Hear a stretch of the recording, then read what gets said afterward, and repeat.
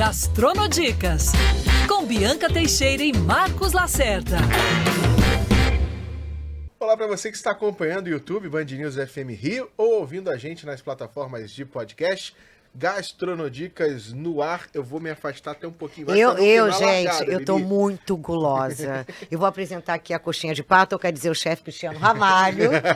O bolinho de bacalhau, o chefe Cristiano Ramalho, de um lugar maravilhoso, gente, assim. Foi a salvação de muita gente. Na pandemia, pós-pandemia, que era uma casa incrível. Em primeiro lugar, ter o chefe Cristiano Ramalho aqui pra gente, vamos combinar, né? Já é uma honra. Já é uma honra. Ouvinte. Que tem uma história bárbara, né? Que quem levou ele para a gastronomia foram os sucos naturais, os crepes, os sandubas. Açaí, muito açaí. Hoje o cara que faz tudo isso passou por uma cambada de gente incrível. De Roberto Sudibra, que a família Troagô, não só aqui, meu amor, porque ele foi parar em Roane, inclusive, né? Com a família Troagô. E com uma história incrível que também acaba sendo altamente aspiracional e inspiracional, porque era um caminho que você não esperava que fosse. Você não fez tem um empresário que fala PS, planejamento, PP, planejamento pessoal. E nem profissional. Né? As coisas foram surgindo na sua vida. Deu certo.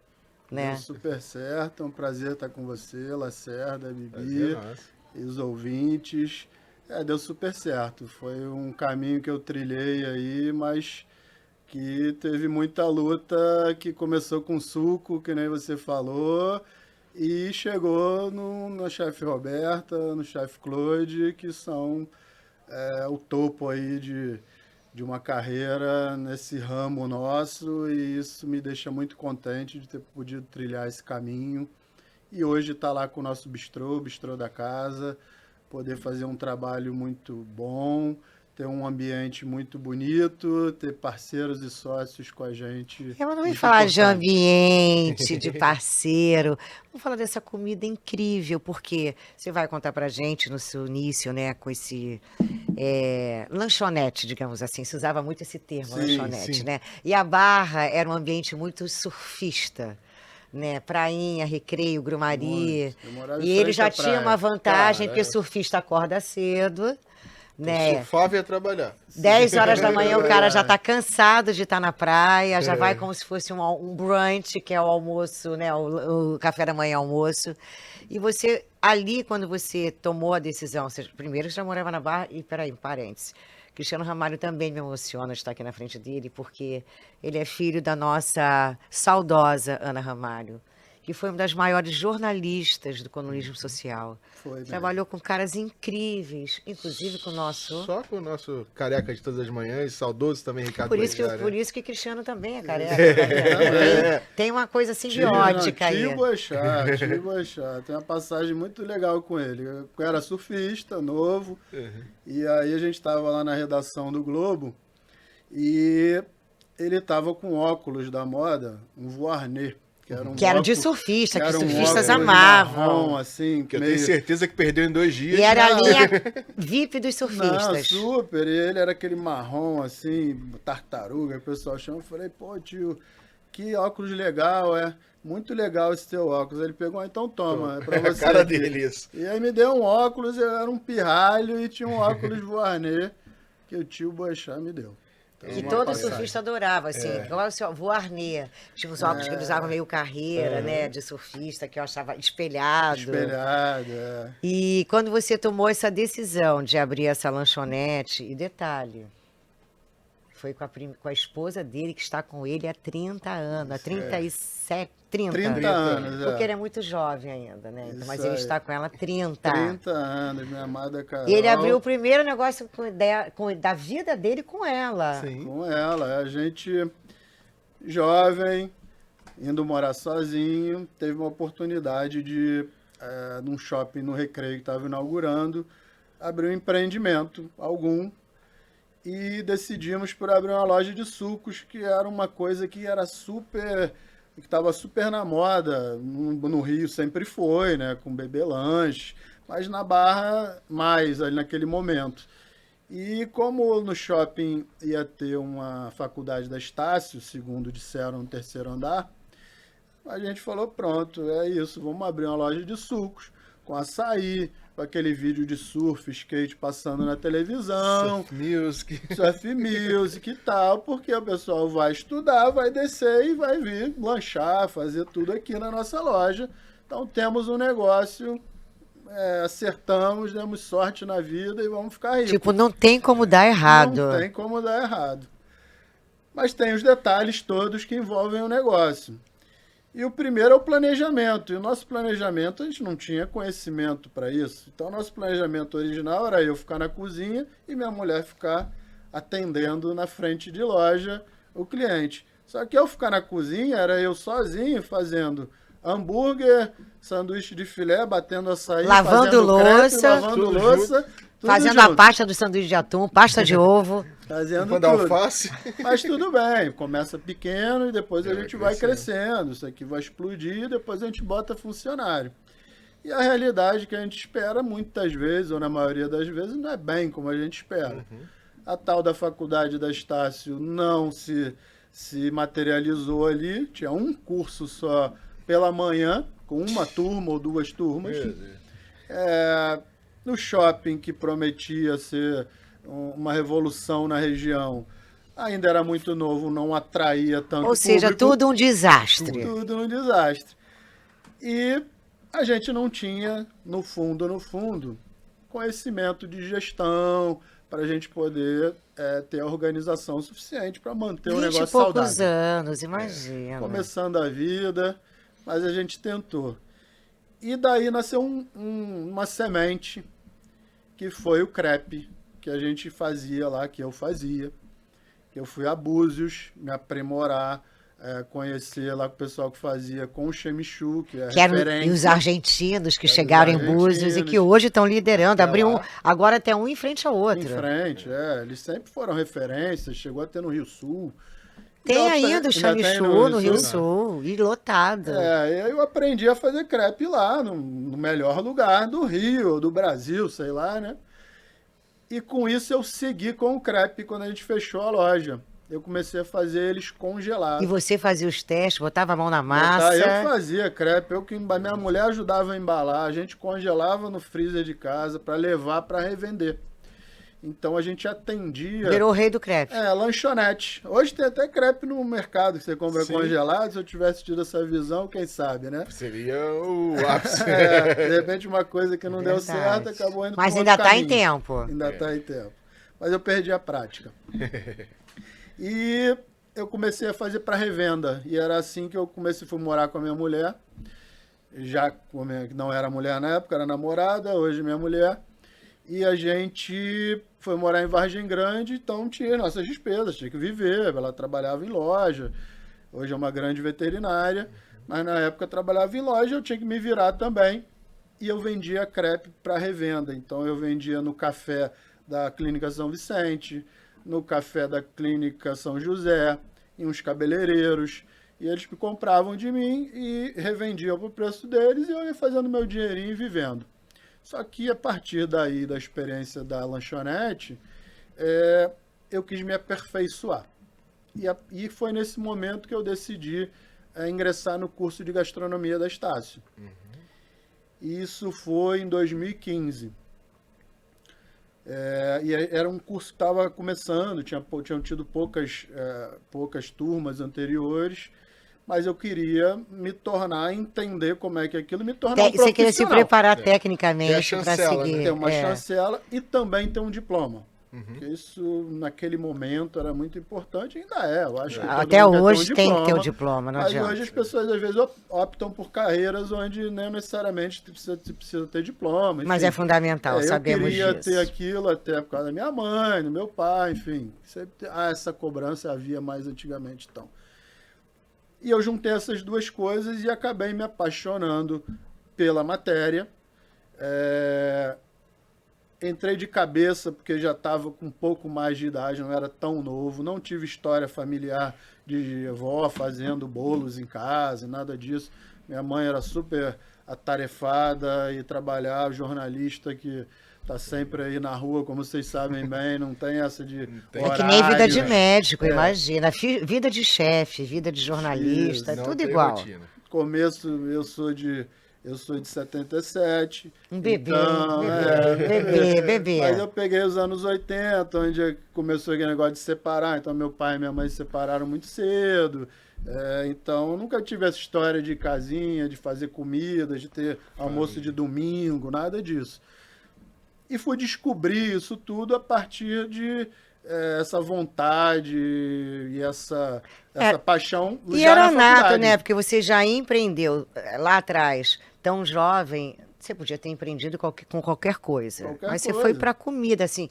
A comida que foi que te levou, podia ser de uma forma totalmente inconsciente, mas a gastronomia estava na veia. Estava na veia, Eu tive uma cultura gastronômica desde sempre, até por acompanhar minha mãe nos restaurantes. Todas as grandes festas e nas restaurantes, festas, Ana Ramalho tinha que estar presente. Estava presente. Olha, assessor de imprensa passava 24 horas ligando para Ana. Ana, você tem que ir. As grandes festas, imagina, Ibrahim Suede, Zósimo, Danusa Leão, todo mundo, eram os grandes... Isso, e ela abriu um restaurante novo, que nem a gente tem hoje. Vai lá, O trabalho que a Bibi exerce tão bem também, de assessorar pessoas que estão começando a mostrar o trabalho bem feito que elas fazem para o público em geral. Dá voz para essas pessoas, dá né? voz, e você começa trazendo pessoas de influência. Hoje mudaram um pouco, naquela época era um colunista social, hoje é um influencer, né? As coisas mudam e as coisas avançam e tá tudo bem, é natural. E temos que acompanhar a evolução. Temos que acompanhar.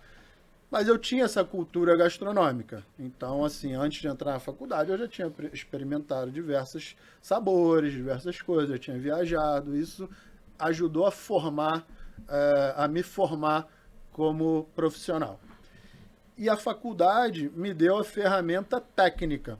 Então, eu já tinha um conhecimento de vivência, mas a faculdade me botou ali na linha, na técnica, para me dizer como eu chegava naquele resultado, qual era a prática certa para fazer, seja de higiene, de corte, de controles, de custos, de ficha técnicas. Mas faculdade, como a de gastronomia e como todas, é uma pincelada do que você vai ter na sua profissão como carreira, como, né, se você optou por aquilo para sua vida. Mas serve para te balizar. E aí, quando eu terminei a faculdade, porque durante a faculdade eu não pude fazer nenhum estágio como é recomendado, ver como é que é a vida de fato no front, eu precisei esperar terminar a faculdade. E quando eu terminei, eu fui estagiar com a chefe Roberta Sudibrac. E aí, realmente, ali eu vi o que é a realidade de uma cozinha. O que é o frenesi de uma cozinha. Uma cozinha de autor, uma cozinha... Começou bem, né, Lacerda? Rigorosa. Começou por baixo, não. Não, de maneira nenhuma. Lá por cima, assim, no máximo que eu podia na época. Sarrafo altíssimo. O sarrafo é lá em cima, o restaurante dela ainda era a Casinha Laranja lá do Jardim Botânico, onde ela fez que foi toda a história dali, foi bárbaro. Uma casinha laranja ali na Rua do Canal. Na Rua do Canal, linda. E ali, naquele momento, eu vi o que era ser um cozinheiro, porque eu olhava as pessoas que trabalhavam ali, a dedicação, todos os ensinamentos que a chefe passava. Ela sempre foi muito rigorosa. E os perrengues de uma cozinha. Do dia a dia, o que acontecia, né? As dificuldades do serviço, de uma casa cheia, de atender todo mundo, e ela tinha uma restrição de espaço, a cozinha era pequena, e ela fazia uma cozinha de excelência. E uma cozinha autoral, né? Autoral, ela não adaptava, ela era autora. De produto, de autor, então tudo que ela fazia tinha ali, parecia uma pintura, né? Tinha uma moldura, tinha um produto com uma brasilidade, fresco, né? Que tinha uma brasilidade absurda. Ali eu tive contato com esse mundo e falei, bom, acho que é isso que a Roberta transforma a banana da terra no melhor prato da vida. Não, tudo, na abóbora, ela fez o tartar de abóbora, a gente fez agora recentemente um jantar beneficente onde ela estava, lá para as vítimas da tragédia do Sul, e ela fez o tartar de abóbora, que a gente ficou rindo lá, porque quando eu estagiei, esse era o meu papel, era pegar o tartar de abóbora, são quadradinhos micro de abóbora crua, milimetricamente cortados do mesmo tamanho. Então eu pegava um período do dia de estágio praticamente cortando a abóbora em quadradinho. Iguais. Eu tenho uma passagem histórica lá também, quando ela resolveu que teria um prato com sardinha, que é produto mais brasileiro. Ela foi uma das pioneiras, né, na história da valorização da sardinha. Da sardinha, onde ela botava a sardinha num restaurante 3 estrelas, que era o dela, né?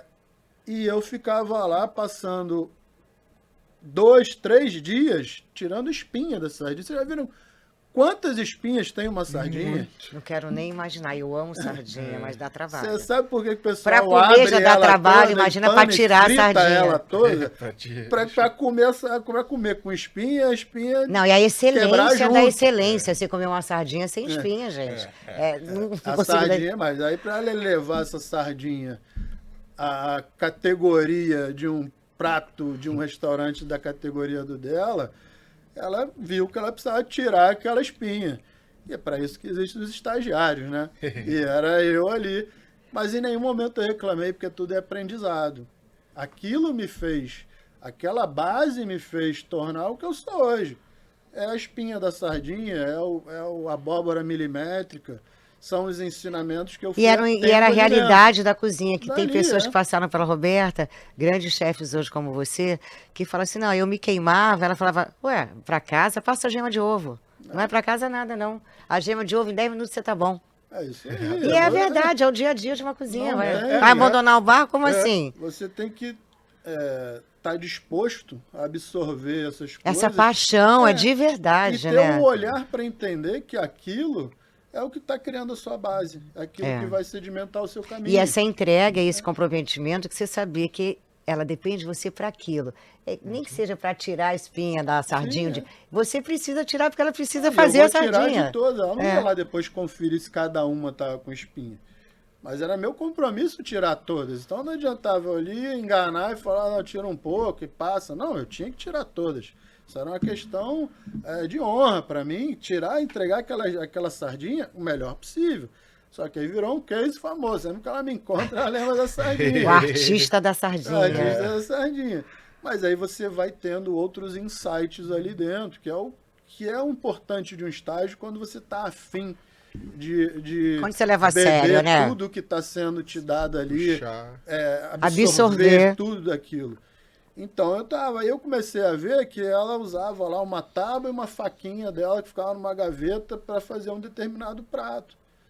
Pô, quando eu via que o menu dela mudava muito, quando eu via que tinha aquele prato, eu sabia que ela ia usar aquela faca e aquela tábua. Então o que eu fazia? Eu pegava a tábua, a faca e botava lá.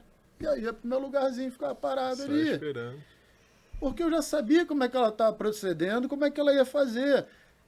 Mas essa observação me mostra que a gente tem que estar atento às pequenas coisas. Tem que ter um olhar muito atento. Porque são as pequenas coisas que vão fazer você entender as grandes coisas. Verdade.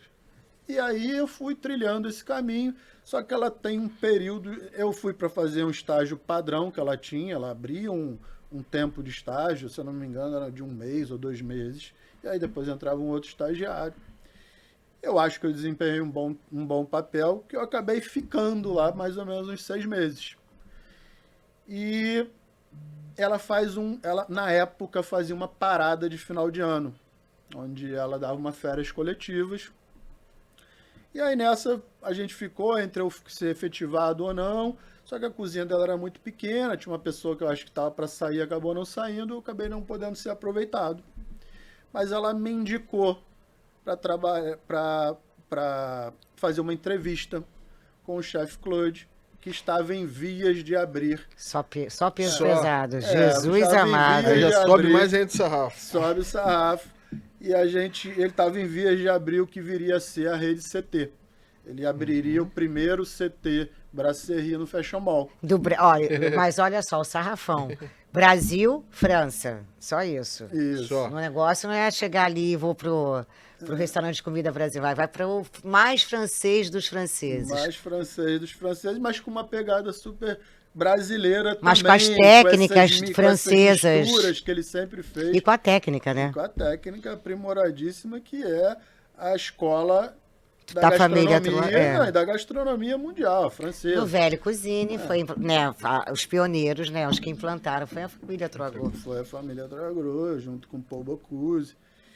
E aí eu fiz lá a entrevista com ele, acabei começando um estágio de observação para ver se eu tinha capacidade de ingressar na equipe.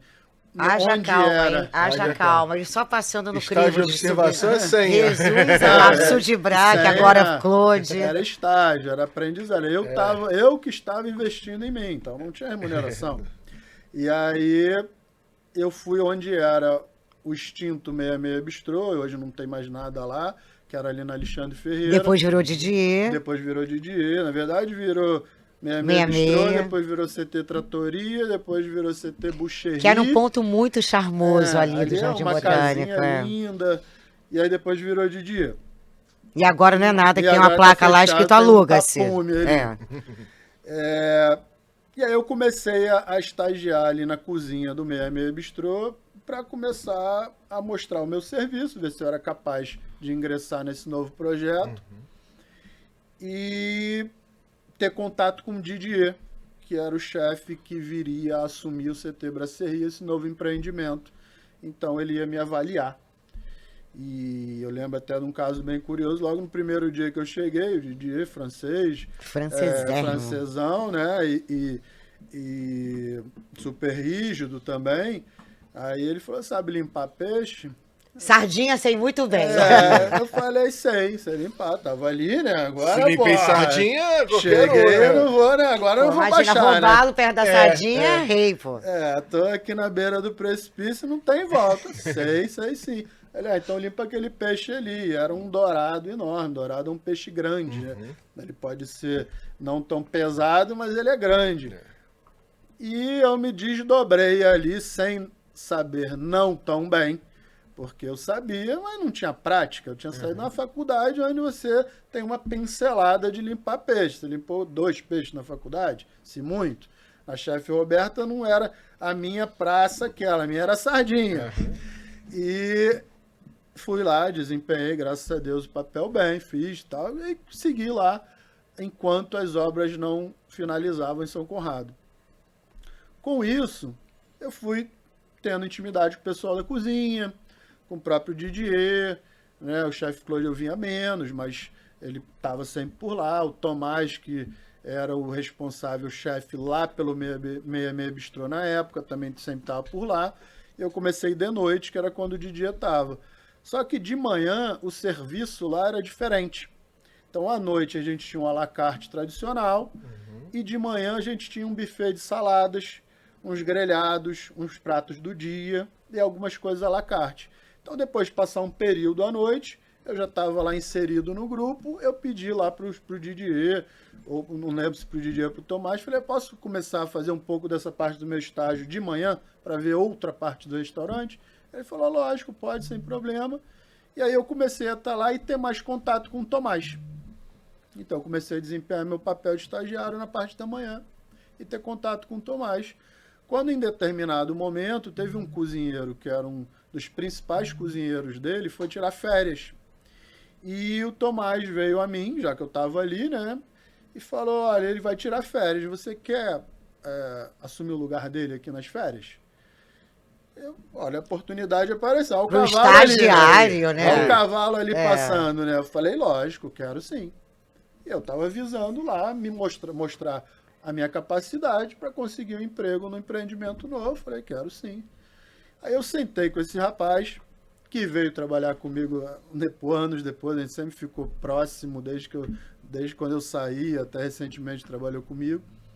Falou, olha, eu falei para ele, eu quero sentar com você para ver quais são as funções que você desempenha aqui, para eu poder ter um balizador aqui para mim e poder não decepcionar, né? Fazer as mesmas coisas, pelo menos um pouco, a grande parte, o que eu consegui. Ele, tá bom, então anota aí. Não, eu faço isso. Quando eu vi, eu tinha um papel desse tamanho. cara fazia de milhões tarefas que o cara fazia ali dentro. Eu falei, meu Deus do céu. Não é nem a sardinha, que não é o fazer? Jesus amado. E passava assim, de criar o prato do dia, na hora do serviço, grelhar as carnes do grelhado, botar acompanhamento, fazer o molho. Você viu o que são as apostas. Você apostou todas as fichas. Eu apostei todas as fichas. Em todas as etapas. Vai né? em todas. Desde desde o sanduba, depois o crepe. E, bom, enfim, fui desempenhando o meu papel ali dentro, fui fazendo o melhor que eu podia. Lógico que eu tinha limitações e devo ter mostrado mais limitações até do que eu imagino, mas fui criando uma casca e mostrando algum valor ali dentro. E o que é melhor, aprendendo cada vez mais. Vendo que gestão de cozinha também não é uma coisa fácil. Todo mundo, cozinho. Não, gestão. Exatamente. Cozinha tem que ter gestão. Tem que ter gestão, principalmente, e tem que ter conhecimento. E tem que ter e tem que começar a ter uma bagagem. Sim. E aí foi quando eu fui mostrando algumas coisas. Eu estudava também. Então, o prato do dia que tinha que fazer, eu falei, tem que fazer prato do dia? Tudo bem. Então, vou começar a pesquisar. Comecei a botar umas coisas legais. E aí o trabalho vai sobressaindo, inevitavelmente, quando você se dedica àquilo com o máximo que você pode. E aí chegou determinado momento que esse rapaz voltou e eu fiquei numa situação ali onde eu não tinha mais que fazer aquelas funções todas, mas já era uma pessoa participativa, assumi umas outras partes. E chegou um momento que o próprio Tomás veio a mim, e ele ficava nesse horário da manhã como chefe ali, e falou, olha, o empreendimento do CT de São Conrado tomou um volume muito grande, eu vou ficar muito tempo preso lá e eu não vou poder mais ficar aqui. Então eu queria saber se você quer ficar aqui no meu lugar. Então eu passei assim de estagiário a chefe substituto, por 30 dias nós fui. Mas fui para ser o chefe ali naquele horário da manhã. A gente tinha um chefe à noite. Amanhã sempre te chamou, hein? Sim, sempre te chamou. Eu nem sou muito de gostar de acordar cedo, não, tá? Mas à noite a gente tinha o seu Antônio, que era um chefe que trabalhava com o chefe Claude desde que ele veio para o Rio Palace, quando ele chegou no Brasil.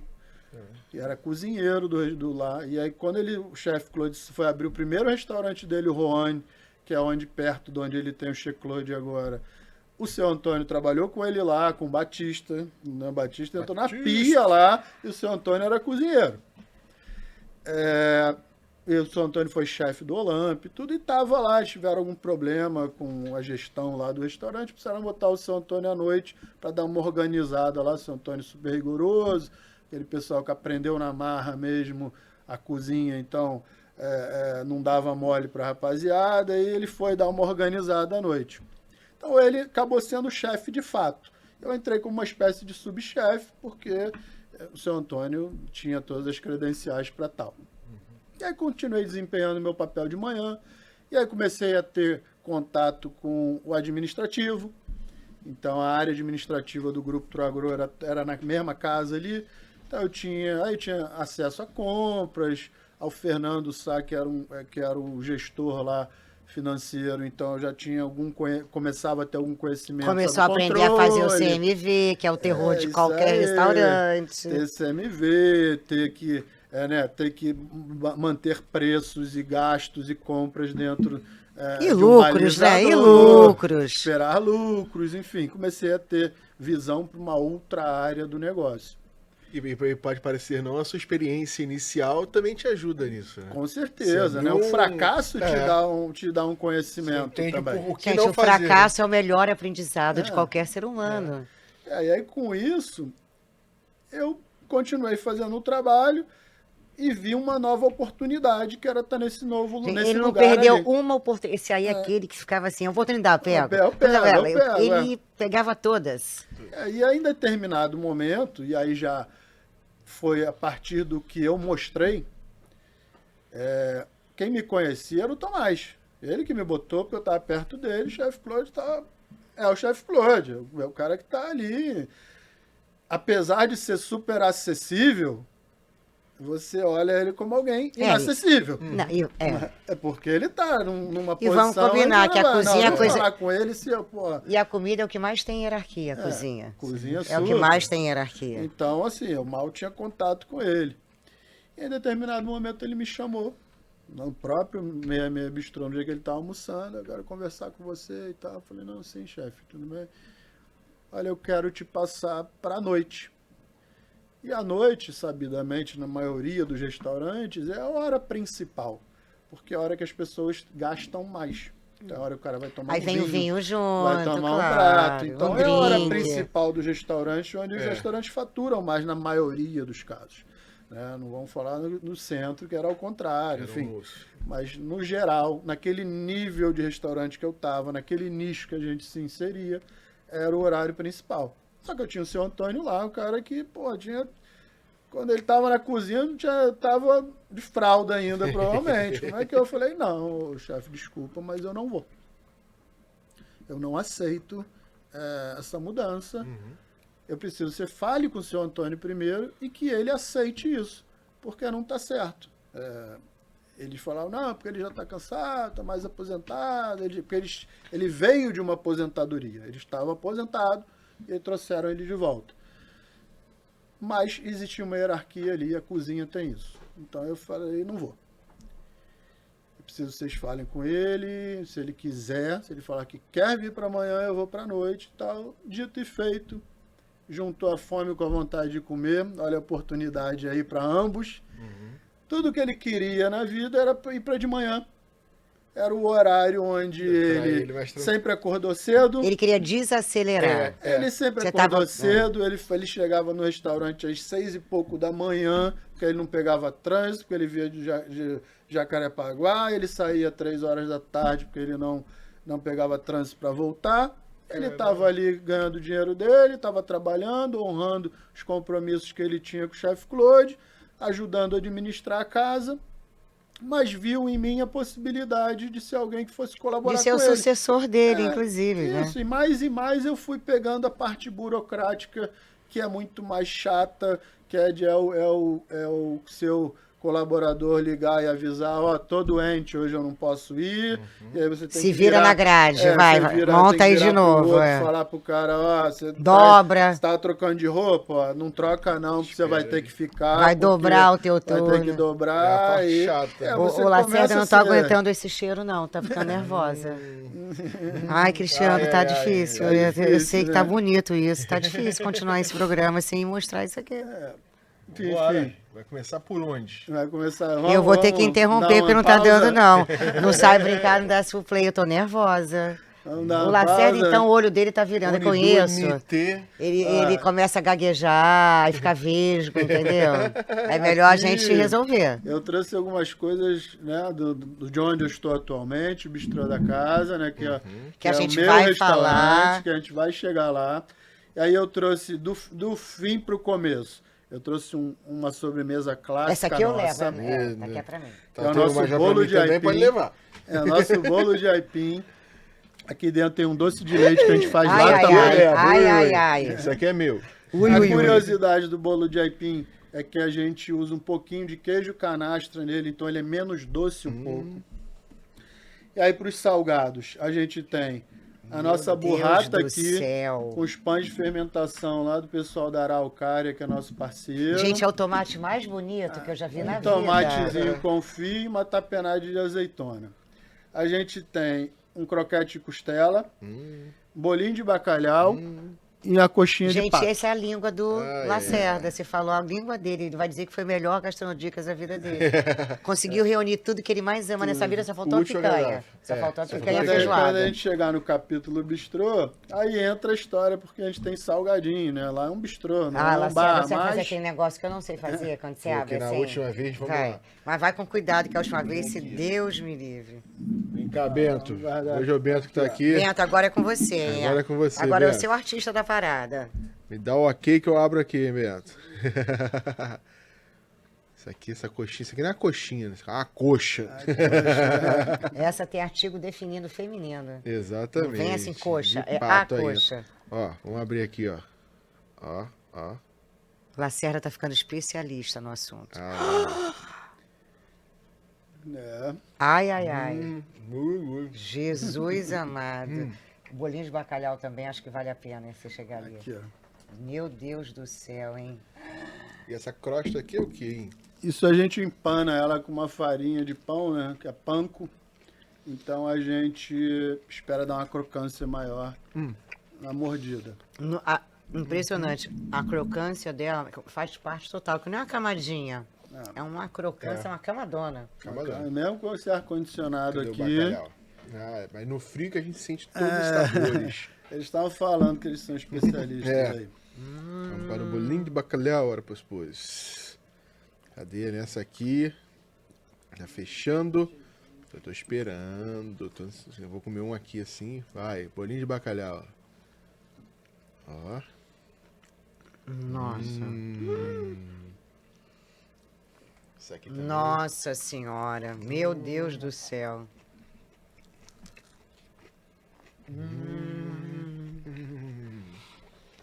É de verdade, A ideia hein? era trazer um pouquinho do que bolinho a de gente bacalhau podia, mesmo. que É de que verdade, dava, né? Numa próxima a gente marca e bota um Não é figareiro, enganação, assim, não. e faz um prato O aqui. bacalhau lá. tá morando aqui, ele não passou por aqui, ele mora aqui, tá Não é bom? bolinho de batata alhau, né? Lacerda tá com a vida que pediu a Deus hoje. Eu acho que a redação não vai comer quando acabar o programa. Nossa Não vou deixar Senhora. até o fim. Não, tem aquele moço ali te olhando ainda.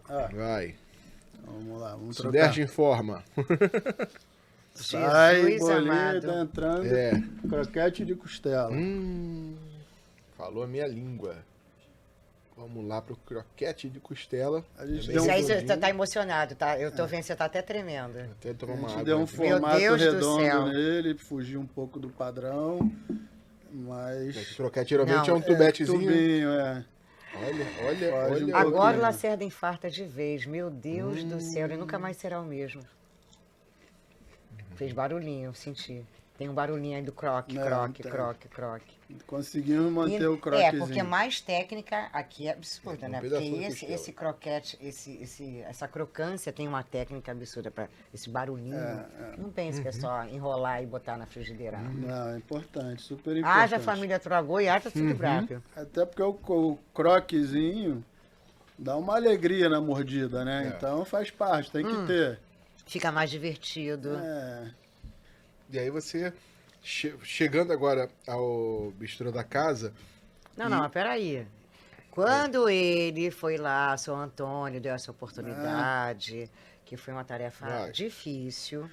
Meu amor, ele foi para outros lugares também, que não Rodou foi aqui tudo. no Brasil, não, meu é amor. verdade. É. É verdade. O principal, a cereja do bolo. Pois é. Aí com isso eu segui lá. Tá vendo E como o você seu foi emocionado? Antônio deu tudo Emocionado. certo com ele, eu comecei a administrar à noite, enfim. Comecei a fazer um bom papel lá. Houve uma mudança de restaurante com a consolidação dos CTs. Lá deixou de ser 66 Bistrô e passou a ser CT Trattoria. Então a gente era um CT italiano. Então a gente mudou. Eu continuei chefe lá. E surgiu a oportunidade de ir com o chefe Claude para Hong Kong, para uma série de jantares que ele faria lá. Ele só fez. Só tarefa Só, difícil, hein? E acabamos indo eu, ele e o Tomás para essa tarefa.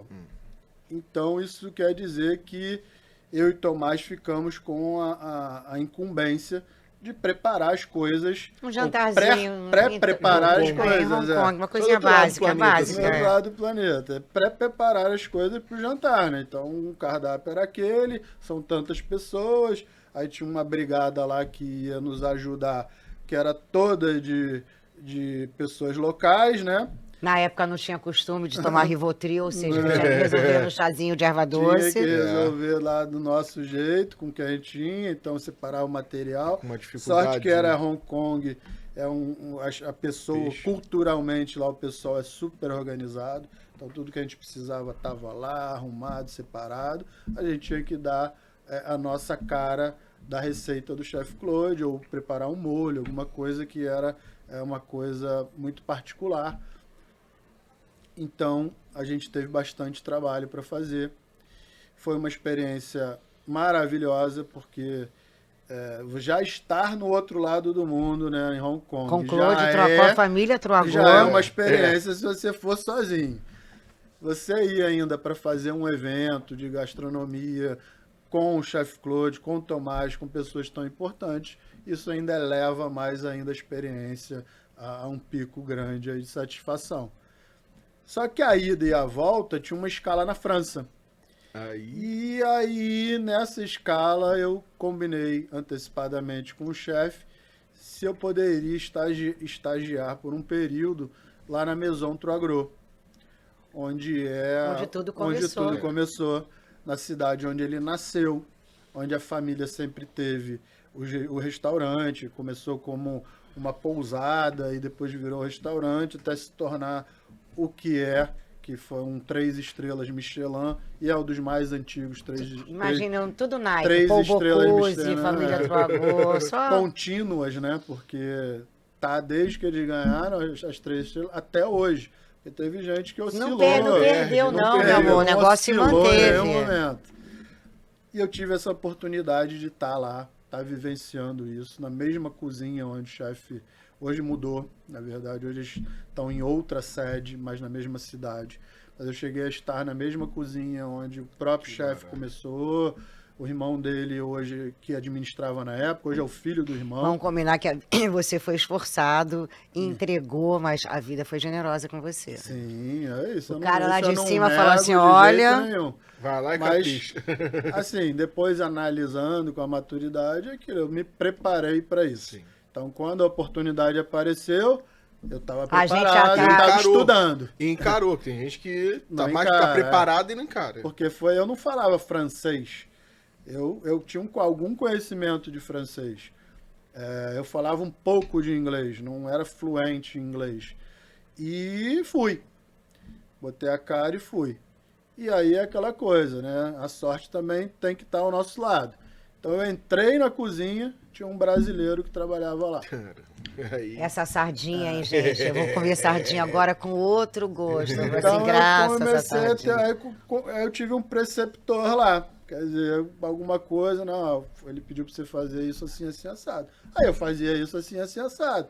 Então eu dei a sorte de estar fazendo o que eles me pediam da forma certa, porque tinha alguém me ajudando. E foi muito legal, assim, a experiência. Você estar num 3 estrelas é uma coisa muito marcante, é uma coisa que eu levo para a vida toda. E a gente sabe que não é nada fácil, muito pelo contrário. Muito pelo contrário. Ainda mais um 3 estrelas com uma história, que é a história da gastronomia. E eu tive também a possibilidade de ver que muito do que a gente fazia na época, que eu via aqui nas próprias cozinhas do Chef Claude, da Chef Roberta, não fugiam muito do que eles faziam lá. Então, naquela época, a gente está falando isso de 2010, não era tudo tão assim digitalizado igual hoje, você vê o cara cozinhando na cozinha dele. Então, você tinha uma visão, aquilo tinha uma aura, que era um lugar assim quase que intransponível. Uhum. E eu vi que, apesar de realmente ser uma coisa muito elevada e tal, não ficava longe de uma cozinha de uma chefe Roberta, do Olympe, na época do Chef Claude. E todos cozinha de raiz, né? Seja a Roberta com a brasilidade. Sim, mas o rigor, o uso dos ingredientes, a matéria-prima, o respeito pelo ingrediente. Era o mesmo, era aqui, era na França, provavelmente qualquer outro 3 estrelas que tivesse. Isso foi muito legal, isso me motivou muito. Eles são extremamente rígidos lá e militarizados mesmo. Eu cheguei a ver a ponto de 2 rapazes estarem fazendo as coisas, se cruzarem, baterem, caírem. Assim, de estarem tão concentrados, né? E pilhados, o cara bater e a gente cai, sabe? Bate, cai para trás, não vai lá. De exercer a função dele. Não era de bagunça, não era nada disso. E era rigoroso. Você tinha um horário do almoço, você chegava de manhã, preparava o almoço, terminava o almoço por volta de 2, 3 horas, lavava-se a cozinha toda. Quando era 5 horas, voltava a mesma equipe e fazia o jantar. E no final lavava-se a cozinha inteira de novo. Então, é um modelo de trabalho muito duro, muito rígido, até para o cara chegar onde ele chegou. mas não longe da nossa realidade. Isso foi importante para o segmento da minha carreira, para ver que eu estava em um lugar aqui no Rio que tinha características muito parecidas com um lugar que você estava ali, que é melhor, você estava no caminho certo. E que eu estava ali também. Isso. E aí é aquela base, a casca que a gente vai tendo e tudo mais. Chegou a determinado momento que eu já estava há 8 anos com eles. E praticamente a maior parte como chefe nesses restaurantes e tudo mais. E aí eu decidi alçar um voo solo, né? Falei com o chefe em comum acordo. Eu tenho o famoso caso hoje que eu brinco, eu dei um aviso prévio de 4 meses. Caraca. Quando eu falei com ele, a gente estava em vias da Copa do Mundo. E ele, tô com uma série de eventos aqui agendados. Porque lá no 66, onde a gente estava, que virou o CT, tinha um segundo andar onde fazia evento. E ele já tinha agendado um monte de coisa, né? Imagine quantas coisas ele foi solicitado para fazer e tudo mais. E ele precisava da minha ajuda. E era a hora de eu retribuir tudo isso que eu estou contando até aqui na parte que toca a minha entrada no Grupo Tragro. E eu fiquei esse tempo todo lá e saí após a Copa do Mundo, entregando o que ele precisava naquele momento. E fui abrir um buffet. Foi quando eu abri o Chez Ami Buffet. Que também foi um sucesso. Que teve um momento de sucesso, onde eu trabalhava fazendo eventos. E a gente fazia corporativo, fazia muito jantar privado, fazia casamento. Eu montei uma cozinha com o meu sócio lá na Praia da Macumba. Ele tinha uma empresária ótima, que era na Ramalho, falava para todo mundo que fazia festa. Meu filho abriu um buffet, chamem o meu filho. Eu tinha uma RP assim, de primeiríssimo nível. E aí segui nisso, fazendo, até um momento que eu fui chamado pelo Janjão. Tá bom, Siri. Até que eu fui chamado pelo Janjão. Lorenzo, Bistrô e Carandaí. Muito amigo da minha mãe e tal, mas naquele momento ele estava precisando fazer uma reformulação e tal. E aí veio com uma proposta de trabalho para mim. E era um novo desafio, enfim. E Janjão entendia muito de vinho também. De vinho, não, de gastronomia. Então, ele é um cara que fundou... Era completo, que era gastronomia e vinho que ele amava, né? Ele era um cara muito interessante de se conversar. Muito inteligentésimo, sempre foi. Então, era um desafio muito legal. A Carandaí, era um local, assim, de um refinamento, assim, uma junção de coisas muito interessantes. Que era uma ponto incrível. Você chegou a conhecer ali na Lopes Quintas, mas ela é uma casa que está lá. Mas você tinha vinho, você tinha parte de frios, aí você tinha vendendo coisas tipo azeite, massas, era um empório, compotas. Né? Ele tinha uma adega de Lorenzo queijo. Tinha um frango que marinava 24 horas, que era maravilhoso. Então tinha esse mix de coisas, era um desafio maior, porque aí eu estava gerindo 2 locais, então eu entrava como um chefe executivo. Então era um desafio muito legal. Mais um, né? Mais um. E eu decidi entrar nesse desafio, fazer, desempenho um bom papel. Por falar em desafio, eu vou te botar a burrata aqui para você, se você se desafia e não vai se sujar. Vamos ver se eu saio ileso. Outro desafio, aqui, tá? Por falar... Meu Deus do céu. Meu Deus do céu. Estamos aqui, ó, pra... Desafio eu tenho que olhar isso tudo aqui, ó, e não tô... Já vou participar do segundo. Depois é malhação, hein? E aquela casa era um charme. Aliás, é um charme. As duas eram próximas, o que tornava... Aí, ó. Aí, ó. Aí. Eu falei. Eu disse. Aqui. A história do babado. Não falo nada, Breno, não falo nada. Foi logo no automático. Aqui, ó. Ele foi logo no automático. Eu falei logo a palavra desafio, né? Eu perguntei pro chefe antes, tem alguma coisa que eu possa me cagar? Aí. Mas eu tomate é pra comer de uma uma vou vez. até botar o pratinho aqui, ó, pra você, que aí você fica, é menos arriscado. Que eu gosto de fazer isso aqui, ó, borratinho. E aí você assumiu a cozinha do Lorenzo na época. Também, aí eu dei, lá tinha os 2 locais, porque a Carandaí também tinha um restaurante dentro dele, um café, e tinha os chefes se mantiveram lá.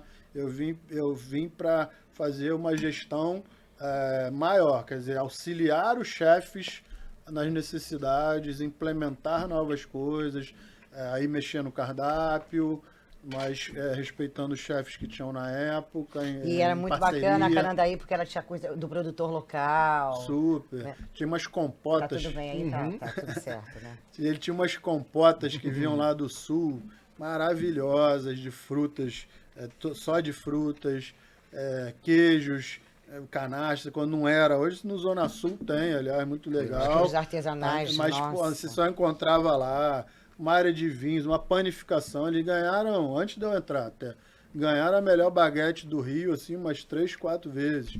Então era um negócio muito bem feito, ele tinha essa qualidade, mas havia um problema de gestão. E aí depois eu interna lá já dentro percebi isso. Então, na verdade, quando eu entrei, não era para navegar num mar tranquilo, era para resolver problemas e a coisa foi mudando um pouco do perfil do que eu imaginava. Por isso que eu tô em silêncio aqui. E aí começa esse meu amigo de infância, o João Brown.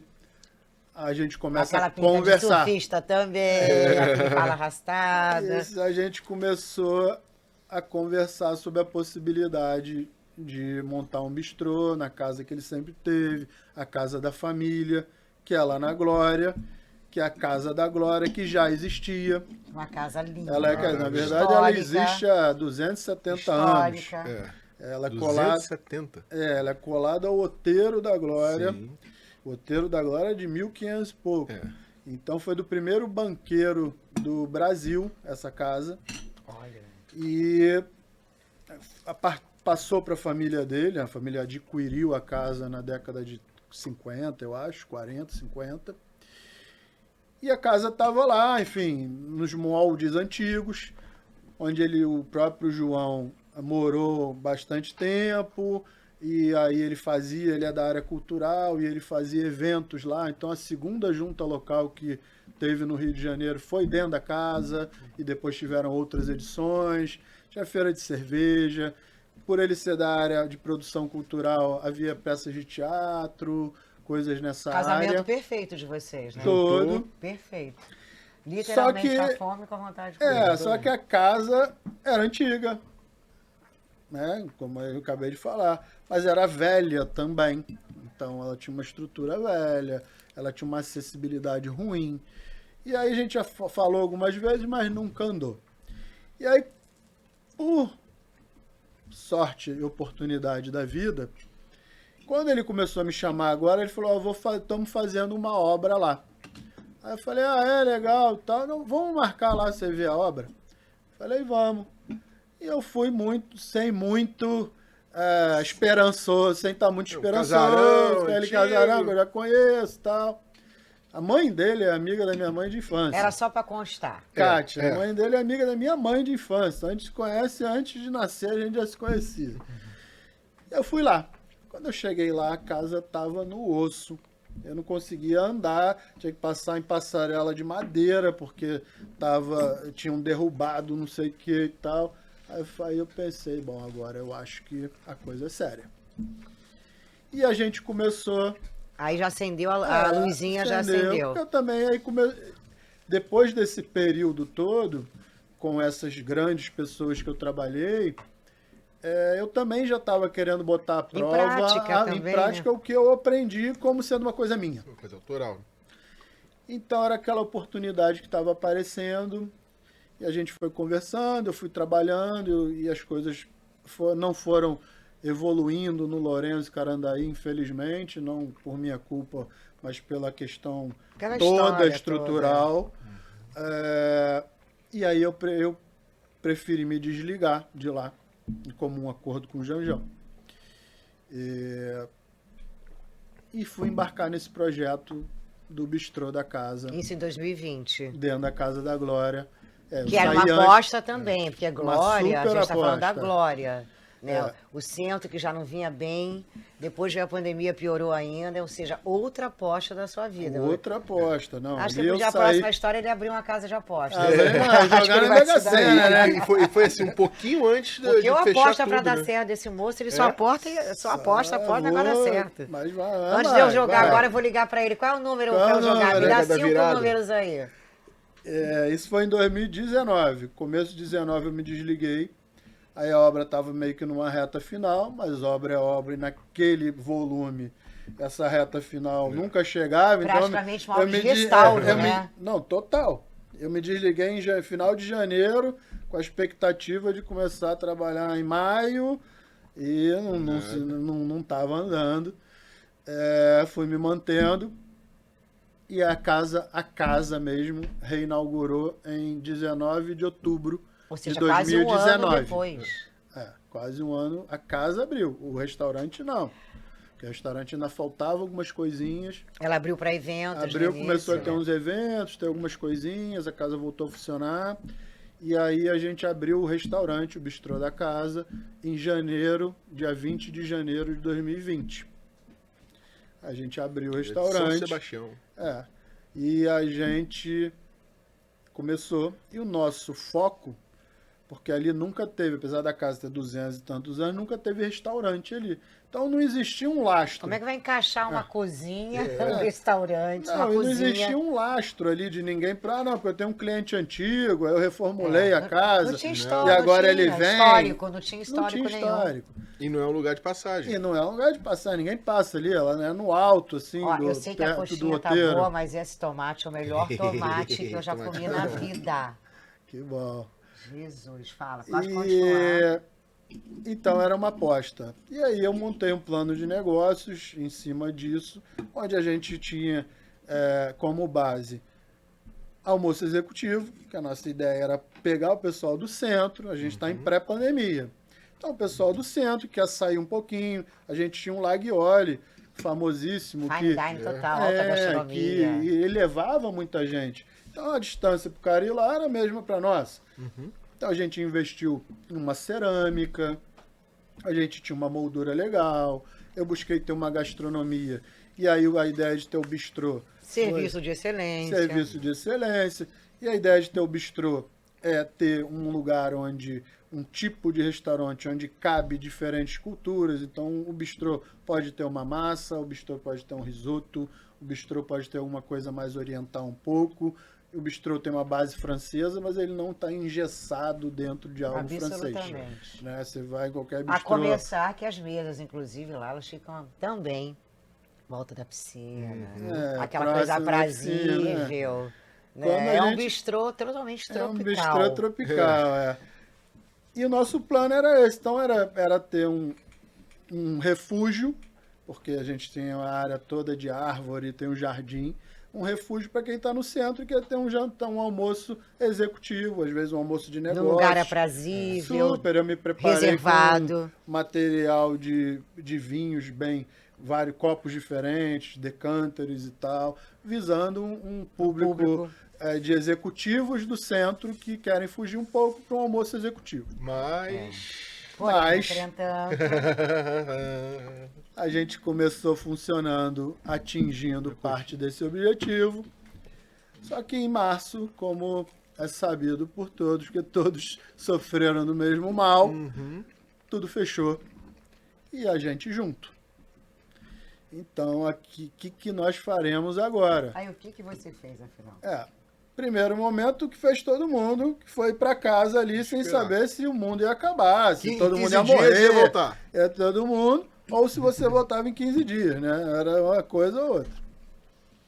Os 15 dias passaram, morreu muita gente. Foi uma coisa horrível, mas começou-se a ver que era possível tentar fazer alguma coisa.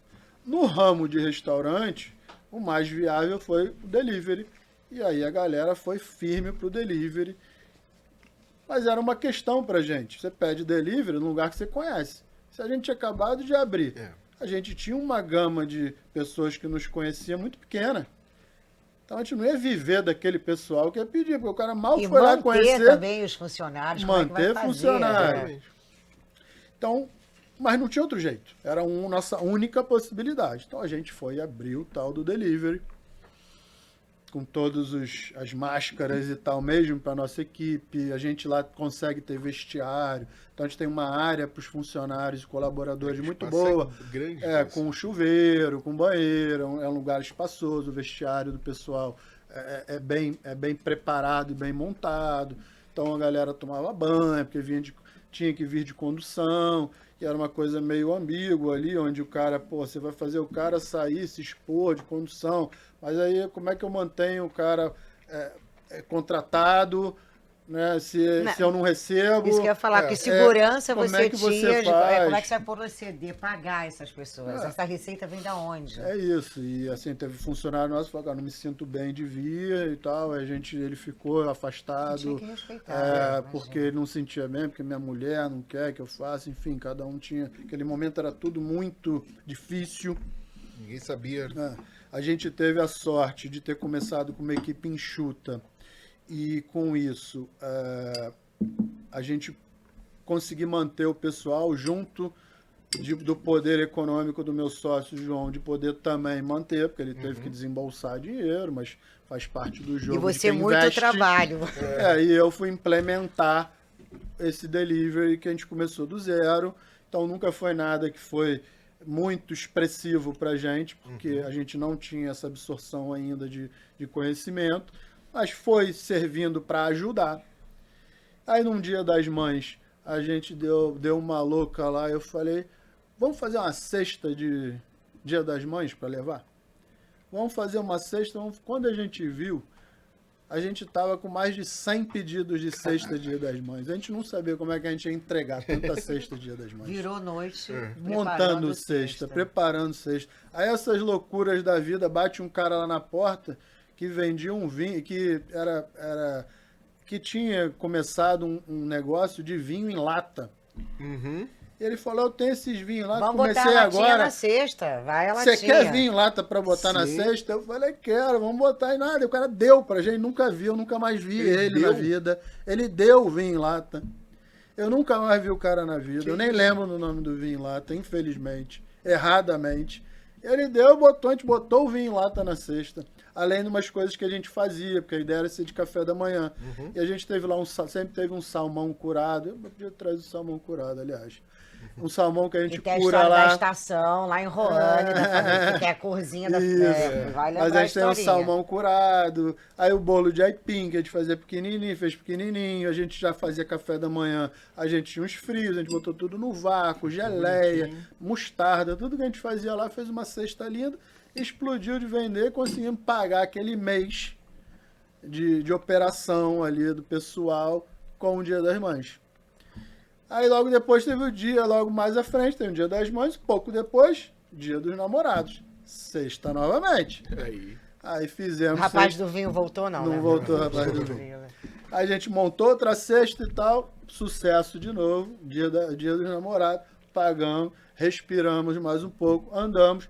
E aí começou a ter uma abertura em julho, que foi a primeira abertura. Os shoppings começaram a abrir com hora marcada, você tinha um restaurantes período. foram liberados de abrir e tal, né? E aí foi o que a gente falou, cara, a gente já tem a limonada na mão, porque a gente tem uma área aberta enorme, que era tudo que as pessoas estavam buscando, que se fossem sair. A gente tem uma comida boa, Sobrevivemos 4 meses. Mantivemos a nossa equipe. A gente tinha os parceiros, assim, o seu Antônio, que é da Zarrio, o cara não cobrou a gente os vinhos na época da pandemia. Você tem um bando de anjos na sua vida, hein? Muito. Quantos anjos? A gente teve uma série de parceiros nisso. E a gente resolveu voltar com uma mudança. A gente botou música, porque a gente tem um estúdio de música na casa, né? O nosso parceiro de música lá é o Marcelinho da Lua, um DJ super conhecido. Nossa, Marcelinho da Lua. Ele é sócio. Era o DJ mais cobiçado das grandes festas dos moderninhos também. Ele é sócio do meu sócio lá, do João, no estúdio, que é dentro da casa. Pô, Marcelinho, ele tá todo mundo parado, evento não tinha nenhum. Não, vou começar a botar música aqui. A gente começou a botar música criou no final playlist de semana. De vocês. Nossa playlist ali que criou. E isso deu super certo. Super certo. A gente começou a ficar cheio, almoço cheio, jantar cheio. E aí começa a aparecer os gargalos que a gente foi contornando. É lógico que a gente certamente não, naquele momento, apresentou o melhor serviço. E quando você achava que ia ser o maior fracasso... aquilo. E a gente foi, e a gente transpôs esses obstáculos todos. essas barreiras todas, conseguiu chegar onde a gente está chegando ainda, porque com isso tudo a gente é muito novo. Mudou tudo, porque o centro não existe mais, então o plano de negócio nosso do centro já não funciona tão bem assim. Mas a gente recebe um público diferente. Nos finais de semana a gente tem um café da manhã, aos sábados e domingos, lotadíssimo, ótimo e muito bom mesmo. Sim, eu frequento cafés da manhã até para balizar o trabalho. E lá é muito bom, porque você tem a moldura, você tem uma variedade de coisas bem legais. É uma bela experiência. É uma experiência ótima.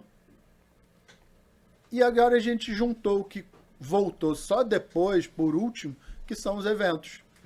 A casa tem muita área, muito espaço, a gente tem 2 salões enormes, a gente tem 2 andares, que possibilita a gente estar tendo um evento no andar de cima e estar com o restaurante funcionando no andar de baixo. A gente tem 2 entradas também, e isso hoje é o nosso pilar, que foi pensado lá atrás no plano de negócio, que era o bistrô coexistir com a área de eventos. Então hoje a gente tem vários eventos que vão desde eventos corporativos a eventos particulares, tipo casamento, aniversário, e o bistrô funcionando regularmente. A gente só não abre segunda, mas eu vou dar um spoiler para vocês aí, que a gente está em vias de abrir segunda. Isso é a novidade total. A gente deve abrir segunda a partir de comecinho de julho agora. Olha aí. No inverno, tomando café da manhã naquela casa linda. E a gente, então, passará a trabalhar de segunda a segunda. E sendo que sábado e domingo a gente funciona desde o café da manhã às 10 horas da manhã. Hoje a gente tem um desafio grande, porque a casa também é muito grande, então equilibrar contas e tudo mais. Gestão. A gestão. Hoje a gente trabalha com muitas pessoas, e aí, mais e mais, conforme eu fui evoluindo e entendendo mais o nosso meio, eu vejo que esse nosso meio fala sobre pessoas. Então, é o cliente que entra, mas é o nosso colaborador que está ali dentro. São vidas, né? São Histórias. vidas, então a gente fala de pessoas no nosso negócio. Eu preciso das pessoas, eu preciso que o cara esteja bem para entregar o melhor prato, que ele esteja satisfeito para desempenhar o melhor papel. E aí eu comecei a caminhar hoje para um outro caminho também, onde eu já fiz agora um MBA de gestão de pessoas na USP, onde eu fiz um curso sobre pessoas, que é um curso americano, Dale Carnegie. Todo mundo já conhece aquele fazer amigos, influenciar pessoas, mas eu fiz o curso mesmo, eu tenho um título deles, onde a gente entende pessoas mais, porque é delas que a gente depende no geral. E nesse caso de restaurante, eu preciso juntar isso com gestão, com controle de custo, com compras, e essa que foi sendo minha formação para chefiar restaurantes, de poder estar na posição que eu estou, juntando tudo isso que começou aprendendo a tirar lá a espinha da sardinha com a chefe Roberta, que me deu a base técnica, e que eu fui evoluindo nessas outras partes tão importantes, que é a parte onde eu não estou com o fogão ligado e que eu não estou com a frigideira na mão. Mas está criando. Mas que eu estou pensando no negócio, que eu estou criando alguma receita, ou que eu estou pensando no negócio, ou que eu estou gerindo uma pessoa, ou contratando uma pessoa, ou tendo que demitir uma pessoa, que também faz parte disso tudo. Né? Cristiano, eu acho que tudo que você contou pra gente, que é uma história incrível, ela prova cada vez mais que você tem que acreditar. Sim. Você tem que acreditar o tempo inteiro. Sim. Se você acredita, você entrega. Né? Ter essa vontade, ter foco, porque também se você não tem foco, não adianta. Aí as pessoas param no meio do caminho. E a gente tem que cercar de pessoas que acreditam como a gente acredita, que têm foco como a gente tem e que querem realizar, né? Porque também você pega pessoas, como todos nós pegamos, que vão até o meio do caminho e param.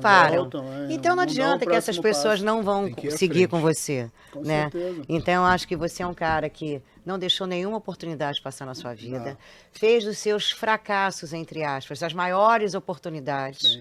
né, os maiores acertos, porque foram os maiores erros e os maiores acertos, erros entre aspas. Mas em termos de família também, então sim, isso foi ótimo. Teve, tem exato, duas claro, filhas mas tem minha mulher toda uma vida construída, conseguiu consolidar a sua carreira. E eu tô falando isso mesmo, esse bolo de aipim me chama. Fala, vai encerrar sem a sobremesa? Bom, tem que encerrar. Mas a gente vai ter que botar aqui esse... Pelo amor de Deus, olha, cuidado. Leite aí, olha, sai de perto do Lacerda. Vai você, esse vale a ele pena é muito perigoso. Dá o zoom aí. Ele é uma arma branca. Vem aqui, ó, zoom aqui, Bento. Bento, olha, muita calma nessa hora. Calma aí. Tá na sua mão. Vai ajustar ali. Você pra essa câmera aqui, calma aí. A câmera tá chegando, foi pra lá, veio pra cá, ela vem a câmera 3 para a direita, para a esquerda. Vai focalizar, pode fechar no bolo, Bento. Olha isso, a Bibi já pegou até o celular. Meu Deus do céu. Puxa um pouquinho pra cá. Pode? Jesus amado, vai que é tua, chefe. Ai, olha isso. Ai, Lacerda. Meu Deus do céu. Gente, o Lacerda, ele deve estar vesgo, que não tô conseguindo olhar pra ele. Esse doce de leite a gente faz lá também. Essa sobremesa tá desde que a gente abriu a casa. Então... Vou repensar meus valores. Faz parte da nossa história. Tá virado pra lá. Aí depois quem puder botar 30 segundinhos no micro-ondas vai ter um prazer ainda maior, tá? Meu Deus do céu, hoje. Então vamos encerrar para botar no micro-ondas, Bibi. Tô nervosa, não tô conseguindo concatenar essa história. Deixa eu cortar mais um pedacinho aqui, que senão... E Cristiano, se você tiver que falar para esses caras que estão começando, que estão vendo uma luzinha no fim do túnel, o que você aconselha? Quais são as premissas? O que eu acho muito importante, que todo mundo que está começando tem que estar atento, é atenção aos detalhes, hierarquia, né? Cozinha é um ambiente hierárquico onde tem pessoas que começaram antes de você e elas têm um conhecimento que vocês precisam ver e aprender, ao invés de dizer que já sabem. Porque com um boom de faculdades a gente recebeu muita gente... E todo mundo acha que sabe tudo o tempo inteiro. Chegando e aí muitas vezes não dando atenção ao que um nordestino que está na cozinha há 30 anos antes dele sabe, achando que sabe mais do que o cara só porque tem um título, só porque fez uma faculdade. Tem gente lá dentro e eu tenho muitas pessoas que estão na minha organização, no meu trabalho lá no restaurante, que não tem nenhuma formação, nem escolar, mas que são muito mais valiosas para mim, muitas vezes, do que... Primeiro que tem uma vontade absurda de acertar, né? Internacionais. Então, é ter humildade ali de aprender. Aprender com quem está há mais tempo ali dentro. Porque cada cozinha cada uma vai ter a sua particularidade. Cada uma é uma escola diferente. É uma escola diferente, é uma particularidade diferente. Então você pode ter lido todos os livros do mundo que você vai chegar ali e talvez aquela coisa seja feita de um outro jeito, que vai ter o mesmo resultado, e o cara que está fazendo aquilo, que faz melhor do que o chefe, o que é o normal, porque o cara repete, cozinha repetição, ele muitas vezes não terminou nem a escola. Então, Parabéns. Muito bom. Obrigado. Obrigado a oportunidade de estar com vocês. Demais ter você aqui com essa história. Vocês são muito acolhedores. Não, e essa sua comida mais acolhedora aí, impossível mais aí, meu coração tá aqui como, né, Lacerda? Exatamente. Gastronodicas, eu acho que tá ficando difícil, hein? Tá. Essa vida tá ficando difícil. Depois desse bolo de aipim com esse doce de leite, tá difícil. Espero vocês lá no restaurante para comer os pratos. Lacerda, disfarça, Lacerda, Tô que disfarçando, horror. tô pensando um pedacinho, ó. Nossa senhora, se despede dele pelo menos, né? Cris, brigadão, viu? Prazer, viu? Eu vou lá. Prazer o meu. Espero Cris, você obrigada por você casa. estar aqui com a gente, que você volte mais vezes, que o Bistro da Casa continue inspirando com essa sua comida tão afetiva, tão cheia de história, e que muita gente escute esse programa, se inspire, que é o que você falou. Acreditar, tem que acreditar. E entrega, foca. Obrigado, Bibi. Obrigado, Lacerda. Obrigado, ouvintes. Foi um prazer estar com vocês e falar um pouquinho da minha história. Eu e Marcos Lacerda aqui no Gastronodicas até a semana que vem. E agora a gente vai se deleitar e se deliciar com essas coisas absurdas que o chefe trouxe pra gente. Agora, com os doces pro salgado. Ih, vai ser tchau, gente. Beijo. Gastronodicas, com Bianca Teixeira e Marcos Lacerda.